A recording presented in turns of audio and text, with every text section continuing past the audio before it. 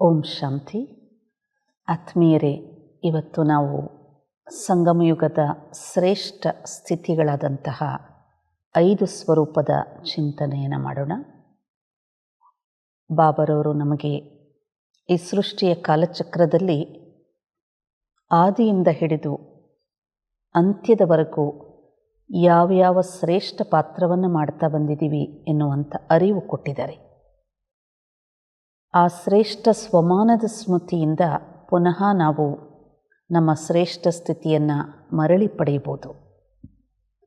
ಬಾಬರವರು ನಮಗೆ ಅನಾದಿ ಸ್ವರೂಪದ ಸ್ಥಿತಿ ಹೇಗಿರುತ್ತೆ, ಸೃಷ್ಟಿಯ ಆದಿಯಲ್ಲಿ ದೇವತಾ ಸ್ವರೂಪದ ಸ್ಥಿತಿಯಲ್ಲಿ ನಾವು ಯಾವ ಪಾತ್ರವನ್ನು ಮಾಡಿದ್ವಿ, ಆಗ ನಮ್ಮಲ್ಲಿದ್ದಂತಹ ಶ್ರೇಷ್ಠ ಸ್ಥಿತಿಯ ಗುಣಗಳಾದರೂ ಏನು, ಹಾಗೆ ಸೃಷ್ಟಿಯ ಕಾಲಚಕ್ರದಲ್ಲಿ ಮಧ್ಯಕಾಲವಾದಂತಹ ದ್ವಾಪರದಲ್ಲಿ ಭಕ್ತಿಯ ಸಮಯ, ಪೂಜನೀಯ ಸ್ಥಿತಿಯಲ್ಲಿ ಭಕ್ತರು ಆರಾಧನೆ ಮಾಡುವಂತಹ ಸಮಯ, ಆ ಪೂಜನೀಯ ಸ್ಥಿತಿ ಹೇಗಿರುತ್ತೆ, ಹಾಗೂ ಸಂಗಮಯುಗದ ಬ್ರಾಹ್ಮಣ ಜನ್ಮ ಅಥವಾ ಬ್ರಾಹ್ಮಣ ಜೀವನದ ಶ್ರೇಷ್ಠ ಸ್ಥಿತಿ ಹೇಗೆ ಅನುಭವ ಮಾಡೋದು, ಬ್ರಾಹ್ಮಣ ಆತ್ಮನೇ ತನ್ನ ಸಂಪನ್ನತೆಯ ಸ್ಥಿತಿಯಾದ ಫರಿಷ್ಠ ಸ್ವರೂಪಧಾರಿಯಾಗ್ತಾರೆ.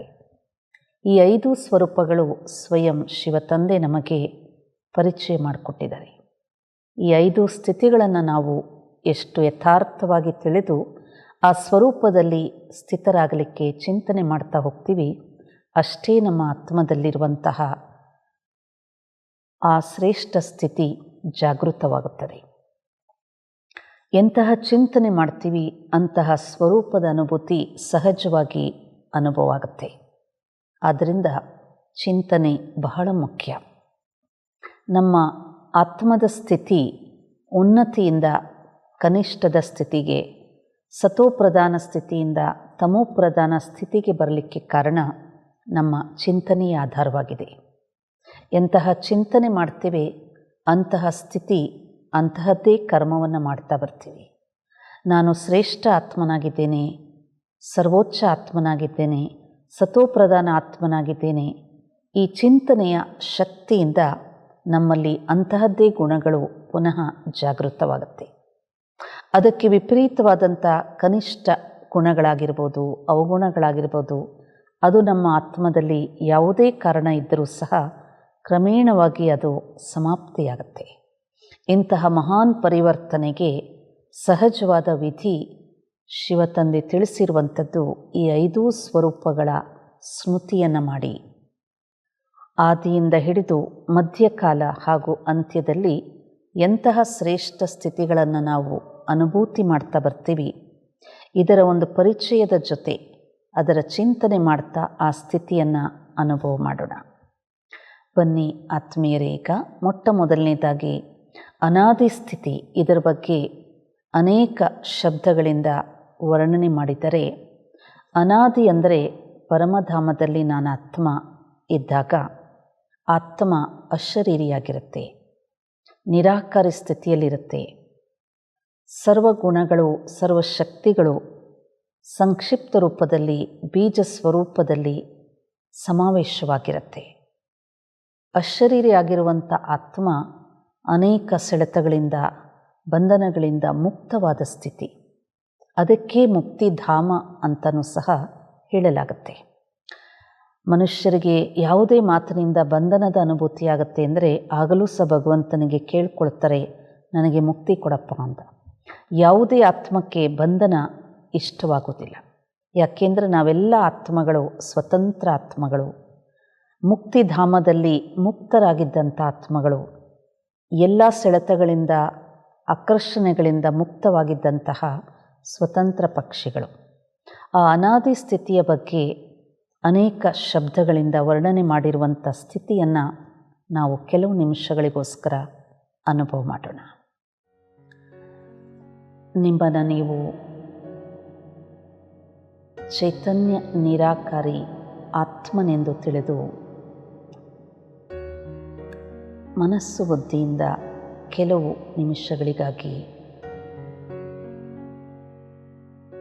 ಈ ಭೌತಿಕ ಜಗತ್ತಿನಿಂದ ಮುಕ್ತರಾಗ್ತಾ ಕೇವಲ ಪರಮಧಾಮವನ್ನು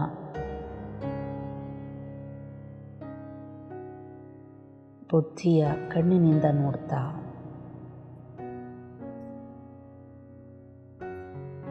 ನಾನಾತ್ಮ ಅನಾದಿ ಸ್ವರೂಪದಲ್ಲಿದ್ದಾಗ ಹೇಗಿದ್ದೆ ಅನ್ನುವಂಥದ್ದನ್ನು ಚಿಂತನೆ ಮಾಡೋಣ. ಚಿಂತನೆ ಮಾಡ್ತಾ ಮಾಡ್ತಾ ಅದರ ಅನುಭೂತಿಯಲ್ಲಿ ಮಗ್ನರಾಗಲು ಪ್ರಯತ್ನ ಮಾಡೋಣ.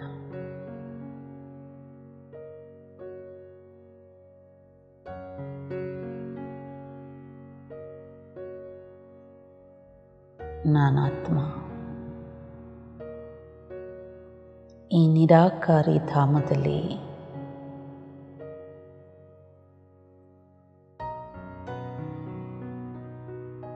ಅತೀ ಸೂಕ್ಷ್ಮ ಬಿಂದು ರೂಪದಲ್ಲಿ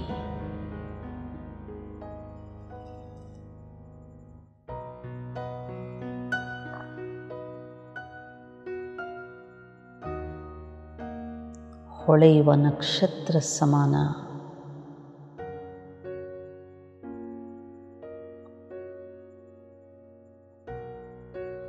ಪರಮಜ್ಯೋತಿಯ ಸಾಮೀಪ್ಯದಲ್ಲಿ ವಿರಾಜಮಾನವಾಗಿದ್ದೇನೆ.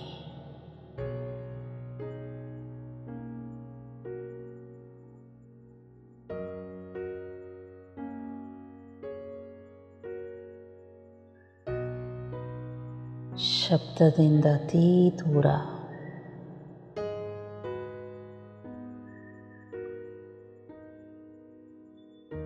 ಇರುವಂಥ ಈ ಮುಕ್ತಿಧಾಮದಲ್ಲಿ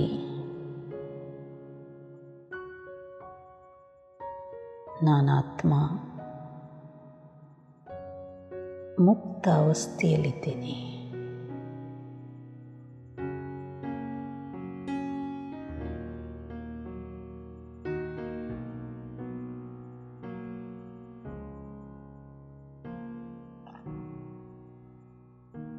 ಸಂಪೂರ್ಣ ಶಾಂತಿ ಅನುಭೂತಿಯಲ್ಲಿ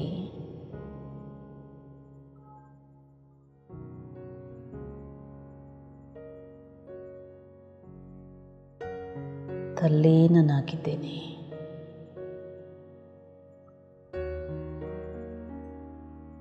ಇದೊಂದು ಮಧುರವಾದ ಶಾಂತಿ ಅನುಭೂತಿ.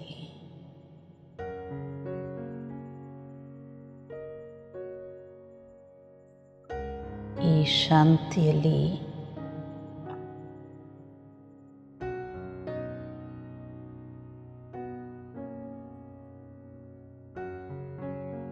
ಅಪಾರ ಶಕ್ತಿಯು ತುಂಬಿದೆ.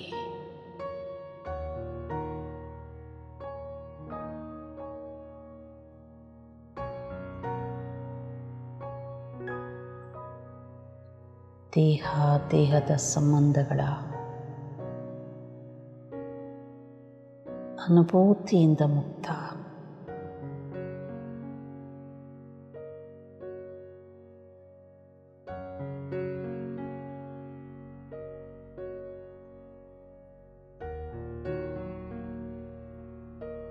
ವಸ್ತು ವ್ಯಕ್ತಿಗಳ ಸೆಳೆತಗಳಿಂದ ಮುಕ್ತ.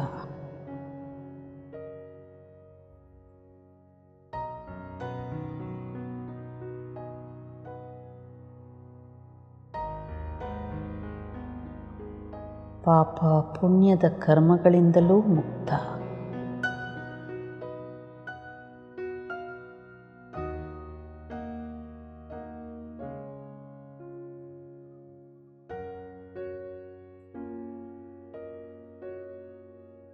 ಅನೇಕ ಇಚ್ಛೆಗಳ ಭಾವನೆಗಳಿಂದಲೂ ಮುಕ್ತ ಅವಸ್ಥೆ ಇದೆ.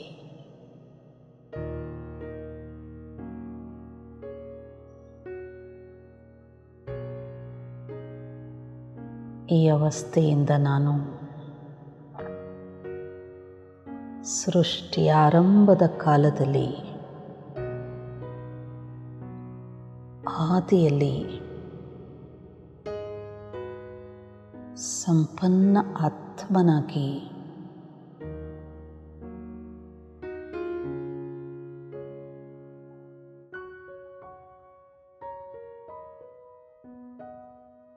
ಸಮರ್ಥ ಆತ್ಮನಾಗಿ ಈ ಜಗತ್ತಿನಲ್ಲಿ ಪಾತ್ರ ಮಾಡಲು ಬಂದಿದೆ. ಆಗ ಈ ಸೃಷ್ಟಿ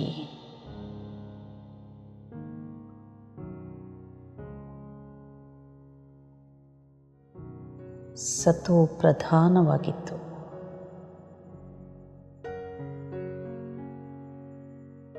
ನಾನಾತ್ಮನೂ ಸಹ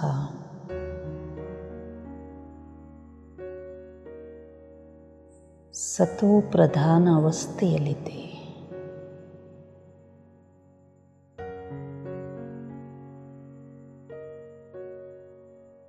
ದೇವತಾ ಶರೀರದಲ್ಲಿ ಪ್ರವೇಶ ಮಾಡಿ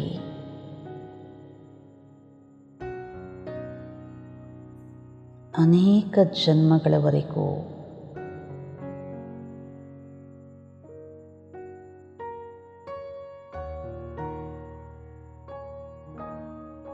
ದೈವಿ ಸಾಮ್ರಾಜ್ಯದಲ್ಲಿ ಈಶ್ವರೀಯ ರಾಜ್ಯದಲ್ಲಿ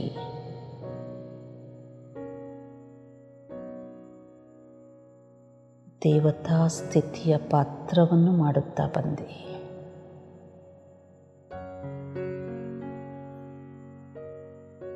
ಆದಿಯ ಸ್ವರೂಪದ ಈ ಸ್ಥಿತಿಯಲ್ಲಿ ನಾನಾತ್ಮ ಸರ್ವಗುಣಗಳಿಂದ ಸಂಪನ್ನನಾಗಿದೆ.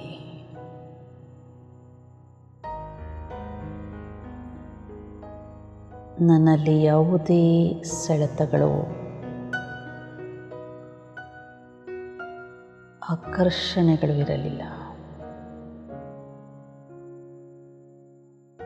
ಪ್ರಕೃತಿಯ ಸರ್ವೋಚ್ಚ ಸಂಪತ್ತನ್ನು ಪಡೆದಿದ್ದೆ. ಆದರೆ ನಾನಾತ್ಮ ಪ್ರಕೃತಿ ಜೀತನಾಗಿ, ಮಾಯಾಜೀತನಾಗಿ, ವಿಕರ್ಮಾಜೀತನಾಗಿ ಶ್ರೇಷ್ಠ ಪಾತ್ರವನ್ನು ಅಭಿನಯಿಸುತ್ತಾ ಬಂದೆ.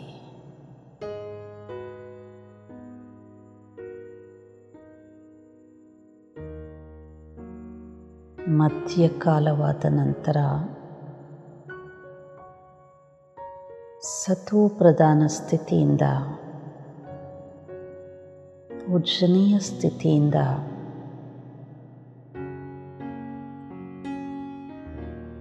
ಅನೇಕ ಕಲೆಗಳನ್ನು,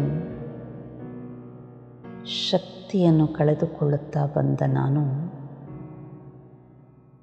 ನನ್ನದೇ ಪೂಜ್ಯ ಸ್ವರೂಪವನ್ನು ಆರಾಧನೆ ಮಾಡುತ್ತಾ ಬಂದೆ.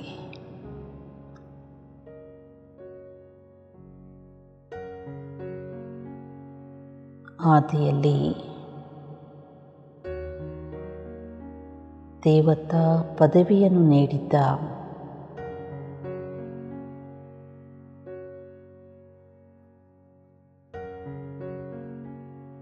ಶಿವ ತಂದೆಯನ್ನೇ ಸ್ಮರಿಸುತ್ತಾ ಬಂದೆ.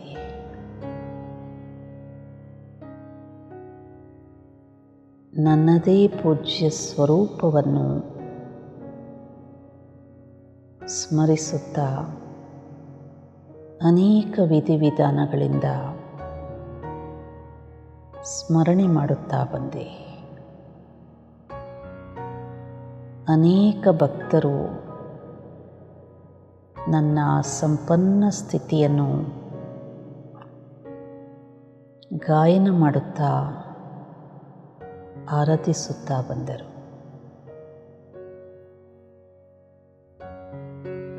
ಕಾಲಕ್ರಮೇಣ ನಾನಾತ್ಮ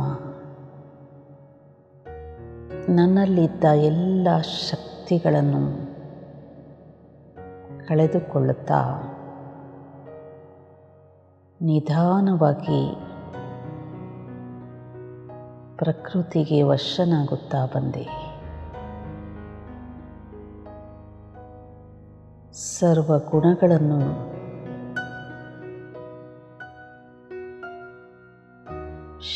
ಶಕ್ತಿಗಳನ್ನು ಕಳೆದುಕೊಳ್ಳುತ್ತಾ ಬಂದ ನಾನು ಮಾಯೆಗೆ ಗುಲಾಮನಾಗಿ ಬಿಟ್ಟೆ.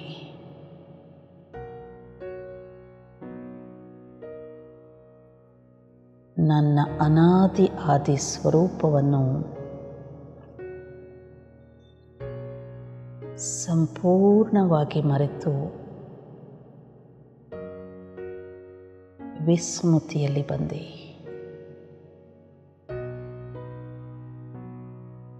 ದೇಹದ ಅನೇಕ ಸೆಳೆತಗಳಲ್ಲಿ, ಪ್ರಕೃತಿಯ ಅನೇಕ ಆಕರ್ಷಣೆಗಳಲ್ಲಿ ಬಂಧಿತನಾಗಿ ಬಿಟ್ಟೆ.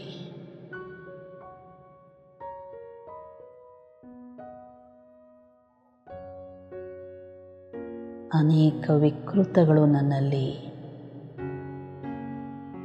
ಜಾಗೃತ ಆಗುತ್ತಾ ಬಂತು.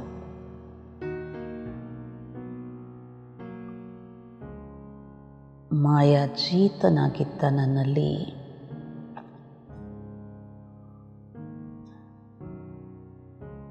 ಪ್ರಕೃತಿ ಜೀತನಾಗಿದ್ದ ನನ್ನ ಆತ್ಮನಲ್ಲಿ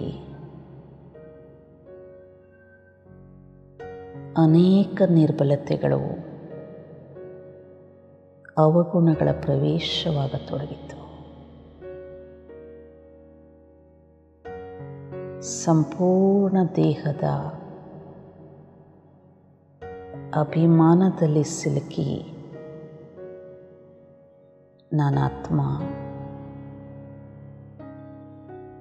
ಅಶಾಂತನಾಗಿ ಬಿಟ್ಟೆ.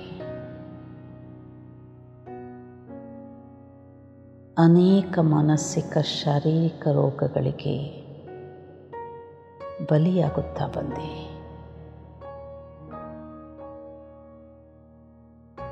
ಪ್ರಾಪ್ತವಾಗಿದ್ದ ಸಂಪತ್ತನ್ನು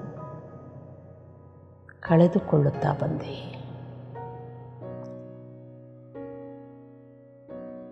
ಇದೇ ತಮೋಪ್ರಧಾನ ಅವಸ್ಥೆಯಾಯಿತು. ಈ ಅಂತಿಮ ಸಮಯದಲ್ಲಿ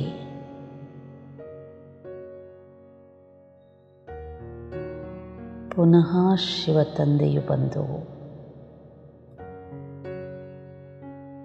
ಸೃಷ್ಟಿಯ ಪರಿವರ್ತನೆಯ ಸಮಯವಾದ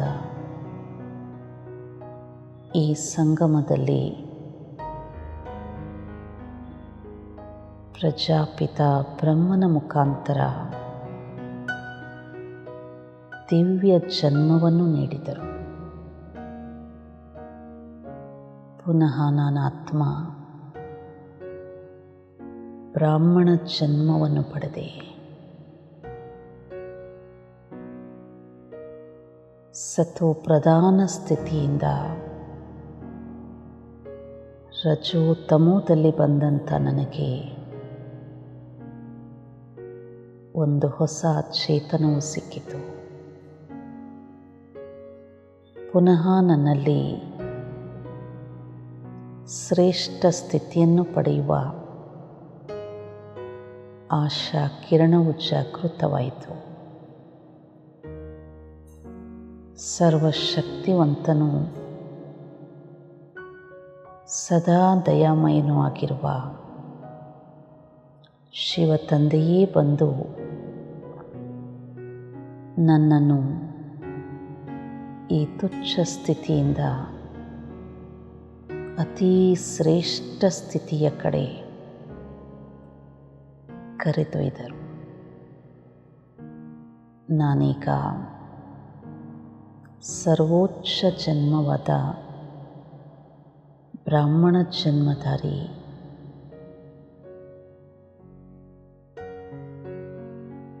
ಬ್ರಹ್ಮಮುಖ ವಂಶಾವಳಿ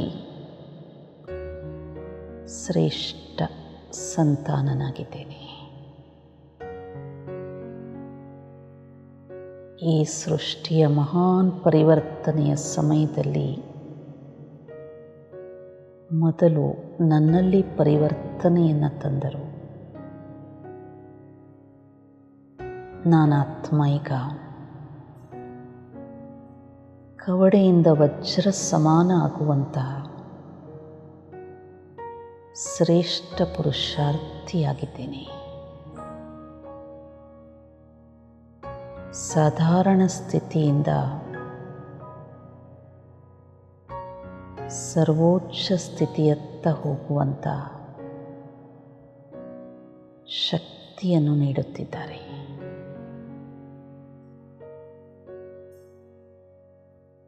ಈ ಒಂದು ಬ್ರಾಹ್ಮಣ ಜನ್ಮವೇ ಅತೀ ದುರ್ಲಭ ಜನ್ಮವಾಗಿದೆ.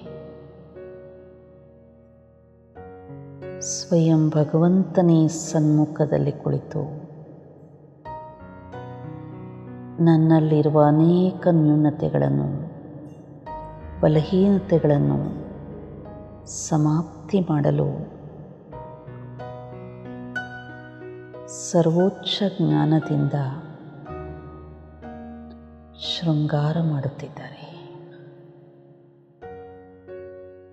ಸಂಪೂರ್ಣ ಪವಿತ್ರನಾಗಿದ್ದ ನಾನು ಆತ್ಮವನ್ನು ಪುನಃ ಪವಿತ್ರ ಮಾಡಲು ಜ್ಞಾನಯೋಗದ ಶಕ್ತಿಯನ್ನು ನೀಡುತ್ತಿದ್ದಾರೆ.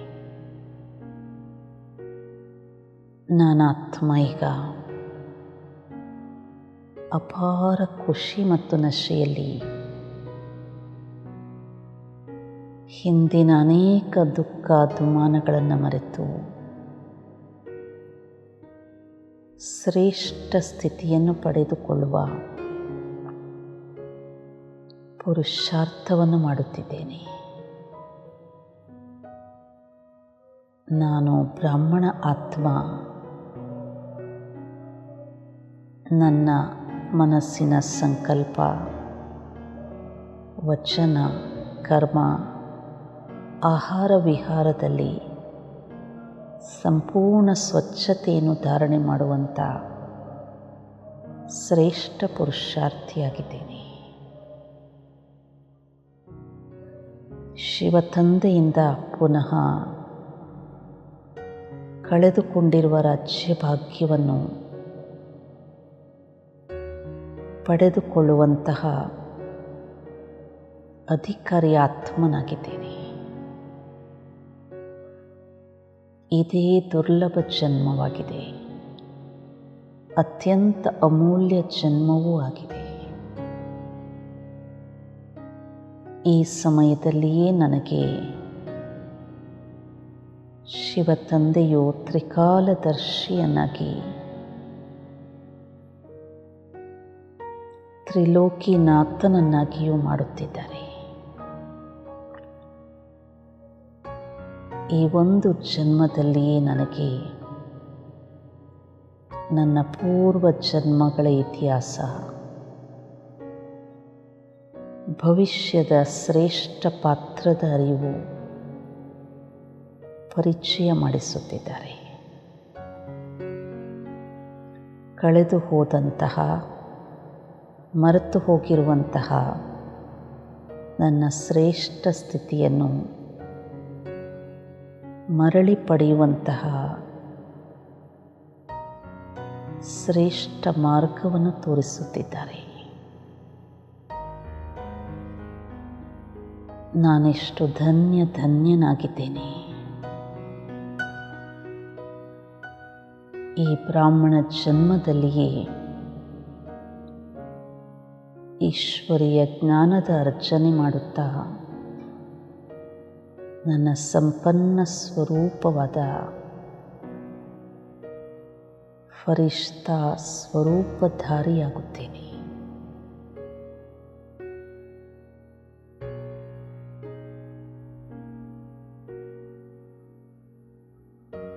ಫರಿಷ್ಠಾ ಸ್ವರೂಪವು ನನ್ನ ಸಂಪನ್ನ ಸ್ವರೂಪವಾಗಿದೆ.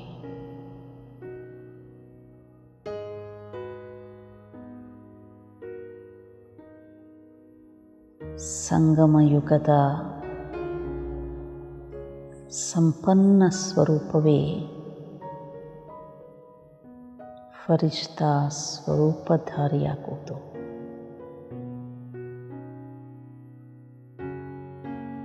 ಬ್ರಹ್ಮ ತಂದೆಯ ಸಮಾನ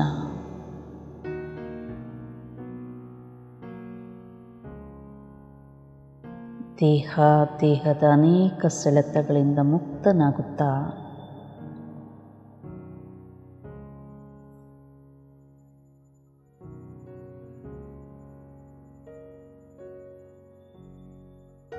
ಭವಿಷ್ಯದ ಶ್ರೇಷ್ಠ ಪಾತ್ರಕ್ಕಾಗಿ ಯೋಗ್ಯ ಆತ್ಮನಾಗುತ್ತಿದ್ದೇನೆ.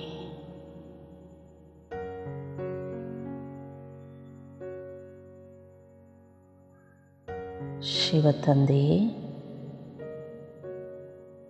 ನೀವೇ ಈ ಸಮಯದಲ್ಲಿ ನನಗೆ ಆದಿ ಮಧ್ಯ ಅಂತ್ಯದ ರಹಸ್ಯವನ್ನು ತಿಳಿಸುತ್ತಾ ನನ್ನನ್ನು ಪುನಃ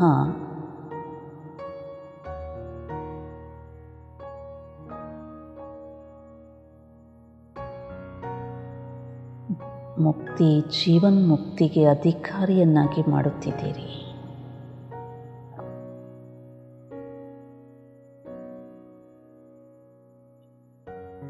ಇದೆಂತಹ ಶ್ರೇಷ್ಠ ಪಾತ್ರ ನನ್ನದು ಈ ಸೃಷ್ಟಿಯ ನಾಟಕದಲ್ಲಿ.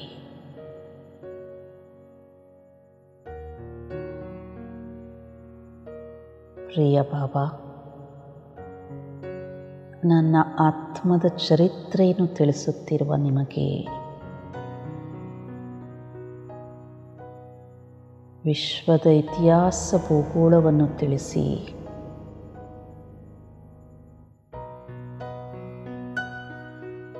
ನನ್ನನ್ನು ನಾನು ಅರಿಯುವಂತೆ ಮಾಡಿದ್ದೀರಿ.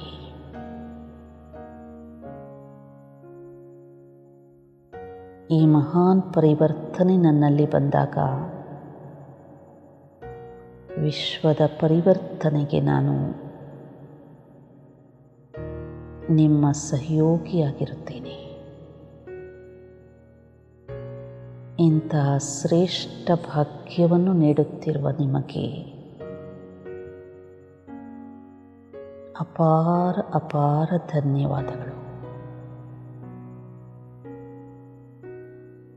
ನಾನೀಗ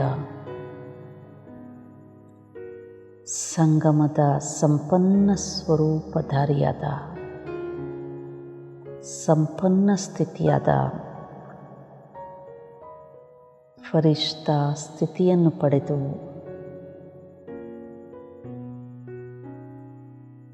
ವಿಶ್ವಪಿತನೊಡನೆ ವಿಶ್ವ ಕಲ್ಯಾಣಕಾರಿಯಾಗಿ ಸೇವೆ ಮಾಡುತ್ತಾ ಭವಿಷ್ಯದ ಈಶ್ವರೀಯ ರಾಜ್ಯಕ್ಕೆ ಮಾಲೀಕನಾಗುತ್ತೇನೆ. ಓಂ ಶಾಂತಿ.